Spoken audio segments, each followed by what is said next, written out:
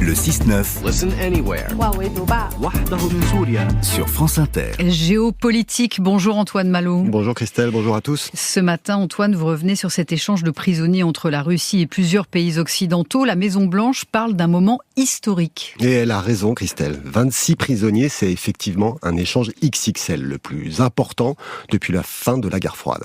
7 pays ont été directement impliqués dans les négociations et puis beaucoup d'autres ont joué les intermédiaires, comme la Turquie où l'échange s'est déroulé.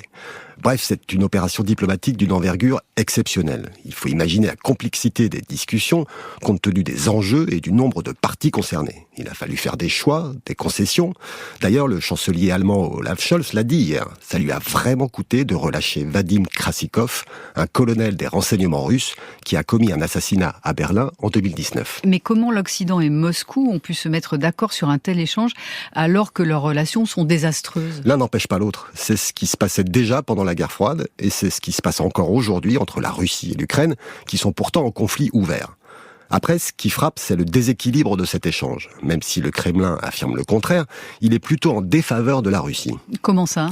Eh bien, hormis ce Krasikov auquel Poutine tenait particulièrement, les 9 autres Russes échangés ne sont pas de très gros poissons. Il y a un homme d'affaires, un hacker, 2 enfants et des espions, mais de catégorie plutôt intermédiaire. Alors qu'en face, les 16 prisonniers de la Russie et de la Biélorussie valaient de l'or pour Poutine.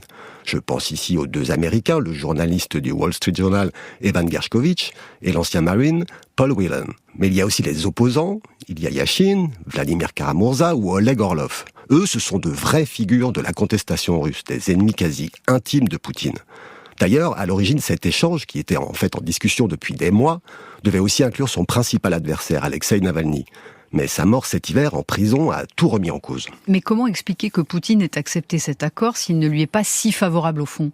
Alors les voies du Kremlin sont assez impénétrables, Christelle. Mais forcément, on pense à la guerre en Ukraine. Même si on est encore très loin d'un cessez-le-feu, l'idée de négociation revient de plus en plus. Elle est poussée par la Chine, par le Hongrois Viktor Orban. Elle est aussi accréditée par un possible retour de Donald Trump à la Maison-Blanche. Poutine, en acceptant cet échange, s'affiche comme un homme de compromis, capable de discuter avec ses ennemis. Mais il faut savoir qu'en ce moment, son armée est en position de force en Ukraine. Donc négocier dans ce contexte, ce serait effectivement idéal pour lui. Donc cet échange ne signifie pas qu'il assouplit sa position ? Pas du tout. Pas plus en Ukraine que dans son pays d'ailleurs. Il reste encore des centaines de prisonniers politiques dans les centres pénitentiaires russes. Et puis, les arrestations arbitraires continuent. Il y a un mois, un adolescent de 15 ans a été jugé par un tribunal militaire de Moscou pour avoir distribué des tracts anti-Poutine. Eh bien, il a été condamné à 5 ans de camp de redressement pour terrorisme. Antoine Malo de la Tribune Dimanche.